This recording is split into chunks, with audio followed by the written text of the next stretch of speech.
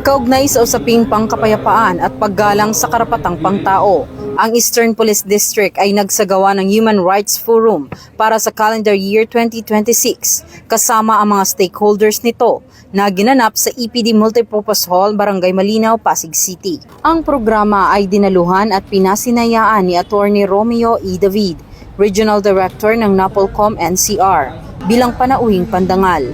Nandun din sina Police Brigadier General Roman C. Arugay, Hepe ng HRAO PNP, at Attorney Nikki Arceo, Hepe ng Legal Division ng CHR-NCR, mga miyembro ng Human Rights Affairs Office ng PNP, mga opisyal at personnel mula sa EPD sa pamumuno ni Police Brigadier General Aden Tila Gradante, District Director ng nasabing distrito, kasama ang mga EPD stakeholders at mga advocacy support group. Binigyang diin ni Attorney David ang kahalagahan ng patuloy na pagtutulungan sa pagitan ng pulisya at iba't ibang sektor ng lipunan.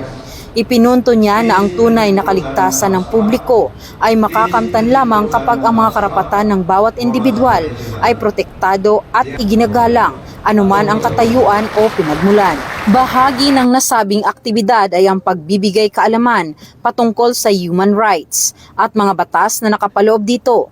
Kaugnay dito na pag-usapan din ang usaping pangkapayapaan kung saan binigyang diin ang kahalagahan ng pagkakaisa ng gobyerno at komunidad sa pagsugpo sa terorismo at kriminalidad. Layunin ng nasabing aktibidad na mabigyang diin ang pagprotekta sa buhay ng tao, dignidad at pag-unlad.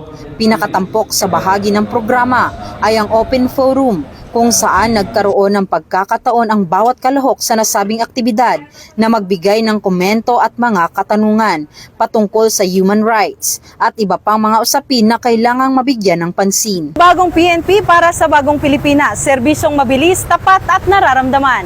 Mula dito sa Eastern Police District, ako po ang inyong Police News Network Correspondent, Patrolwoman Jenny Midolor, alagad ng batas, tagataguyod ng Balitang Pulis.